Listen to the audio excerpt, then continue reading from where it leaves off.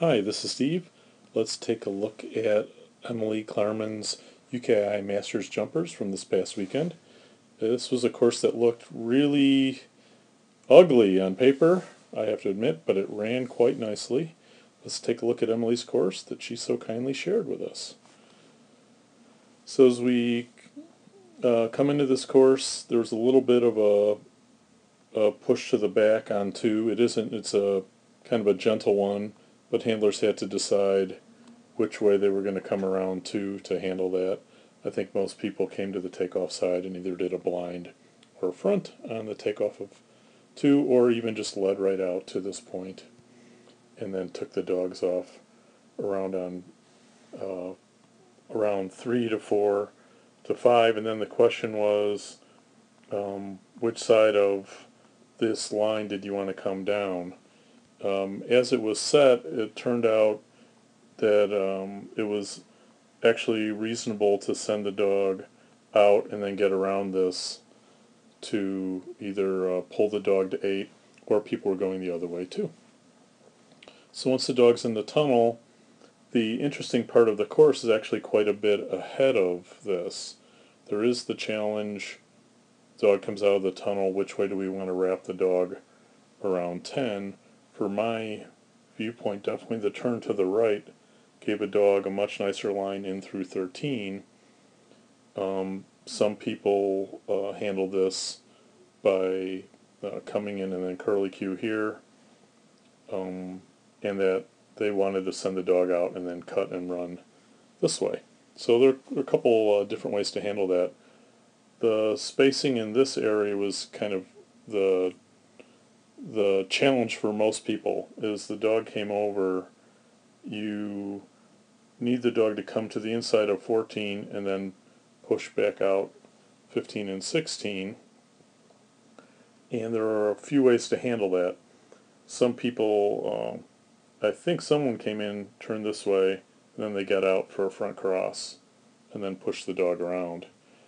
You'll see how I handle it with Flyer. I came down, got the catchger, and then I picked him up, pushed him over, and then rear crossed so I could come in with him on my right on the way to support the end of the jump. I think it'll make more sense when you take a look at it. Let's let it run in real time, and then we'll talk about it afterwards.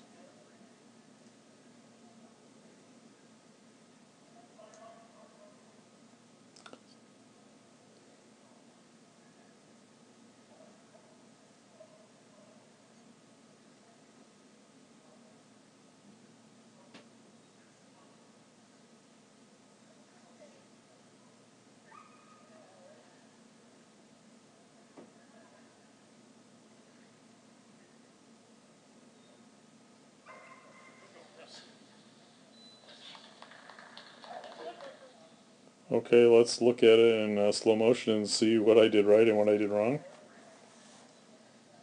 So you can see the setting to 2, it was just it could be, this approach for it could be right on the dog's path. Pick up Flyer, push him out, and I really look at my forward cues here. I was barely slowing down, he had already taken off, and you'll see he jumps quite long.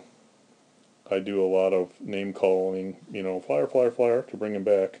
And whereas Steve, I'm kind of decelerating into that, right? I come in, I take a step forward, I'm saying out. Actually, I didn't say out. I didn't give him his back command at all. I tried to take another step to fix it. It wasn't a refusal yet because he hadn't actually seen the correct side of the jump, I guess. So I spun him around and then kicked him out. We have practiced these enough that I was able to get out of his way.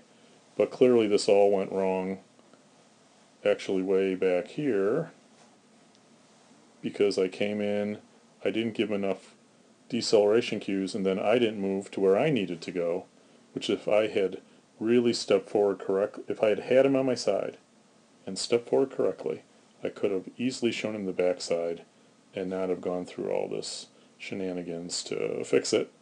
But got her done in the end. I was able, because this jump here was actually a little bit further out of the way, I was able to run him on my right all the way down and send him to the tunnel.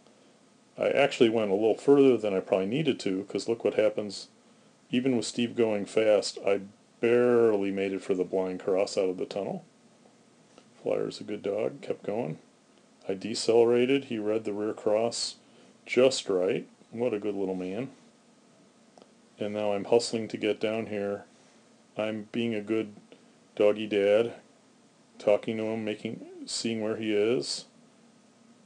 I cued it like a front cross, and then realized, oh crud, I really wanted to use a catcher there and blinded on the end. So my intent here, you can see it's not a wing jump, so that makes this a little more challenging, but I'm cueing deceleration. He takes a nicely collected turn, but I didn't mean to keep moving backwards like that. I should really have just held my ground here. And when I realized it, I was like, oh crud, that's not where I want to be, and then I fixed it at the last second. Pull him, send him over the jump, bring him in. Flyer normally doesn't like the hard rear cross like that, but he was a very good little boy. And I was able to push him forward. And we end through the weaves. And the final jump, I think, one final jump. And a happy Flyer and a happy Steve. So Emily, that course was a lot of fun to run. I really enjoyed it, and thanks again for sharing it with us.